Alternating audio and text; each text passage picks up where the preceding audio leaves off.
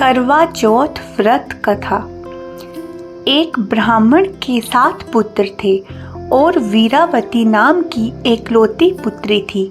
7 भाइयों की अकेली बहन होने के कारण वीरावती सभी भाइयों की लाडली थी और उसे सभी भाई जान से बढ़कर प्रेम करते थे। कुछ समय बाद वीरावती का विवाह किसी ब्राह्मण युवक से हो गया। विवाह के बाद वीरावती मायके आई और फिर उसने अपनी भाभियों के साथ करवा चौथ का व्रत रखा, लेकिन शाम होते होते वो भूख से व्याकुल हो उठी। सभी भाई खाना खाने के लिए बैठे और अपनी बहन से भी खाने का आग्रह करने लगे, लेकिन बहन ने बताया कि उसका आज करवा चौथ का निर्जल व्रत है और वो खाना सिर्फ चंद्रमा को देखकर उसे अर्घ देकर ही खा सकती है, लेकिन चंद्रमा अभी तक नहीं निकला है, इसलिए वो भूख प्यास से व्याकुल हो उठी है। वीरावती की ये हालत उसके भाइयों से देखी नहीं गई और फिर एक भाई ने पीपल के पेड़ पर एक दीपक जलाकर जलनी की चोट में रख देता है। दूर से देखने पर ऐसा लग जाता है कि चांद निकल आया हो।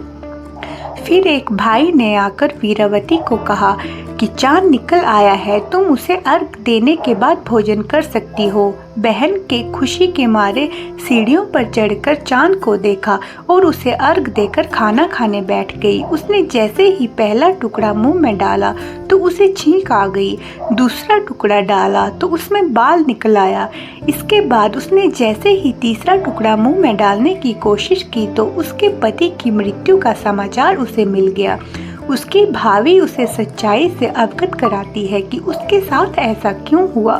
करवा चौथ का व्रत गलत तरीके से टूटने के कारण देवता उससे नाराज हो गए। एक बार इंद्रदेव की पत्नी इंद्राणी करवा चौथ के दिन धरती पर आई और वीरावती उनके पास गई और अपने पति की रक्षा के लिए प्रार्थना की। देवी इंद्राणी ने वीरावती को पूरी श्रद्धा और विधि विधान से करवा चौथ का व्रत करने के लिए कहा। इस बार वीरावती पूरी श्रद्धा से करवा चौथ का व्रत रखा। उसकी श्रद्धा और भक्ति को देखकर भगवान प्रसन्न हो गए और उन्होंने वीरावती को सदा सुहागन का आशीर्वाद देते हुए उसके पति को जीवित कर दिया। इसके बाद से महिलाओं का करवा चौथ पर अटूट विश्वास होने लगा। तो बोलिए करवा चौथ माता की जय। दोस्तों, अगर आपको ये कहानी अच्छी लगे तो हमारी वीडियो को लाइक करें और चैनल को सब्सक्राइब करें। माता रानी आपकी सुहाग की रक्षा करेगी।